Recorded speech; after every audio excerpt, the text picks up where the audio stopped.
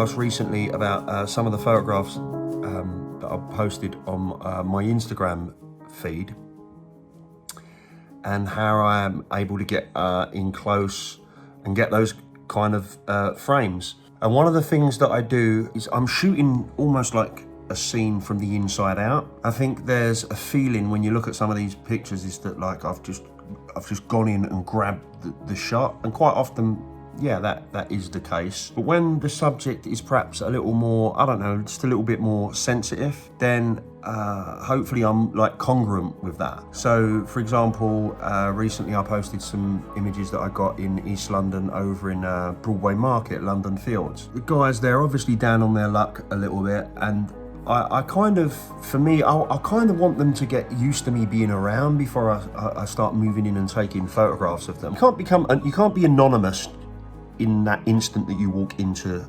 a scene or a new place. Kind of have to be patient with it and kind of sort of hang in there, and perhaps it might even mean revisiting that place 2 or 3 times.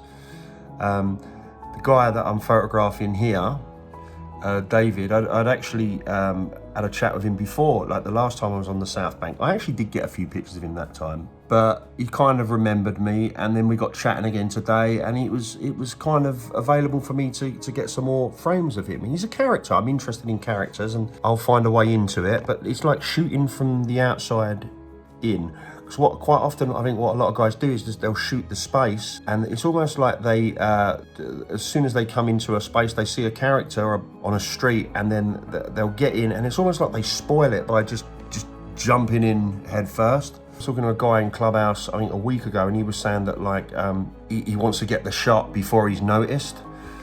So it kind of makes sense, that, right? So you're getting your shot before they're aware of the camera. Well, like I said, what I want to work on doing in especially with a more sensitive kind of a person that I'm shooting, is that I flip that on its head. It's that I allow them to notice me, and then I hang in there, and then eventually they're just kind of more they're more at ease with me and the camera, and then I can get those clicks. Because I have bronchitis, so I'm still trying to shake that off. So I'm resting more. Where do you live? Do you live around here? I'm over in Westminster. I stay over there. Yeah. Do you want me? I can buy you a coffee. No, I'm heading back over this.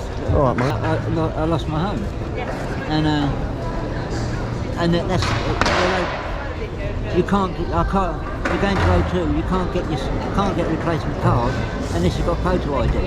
I ain't got a driver's license. I ain't got a passport. I can't get photo ID. So I phone their helpline, and I get onto them.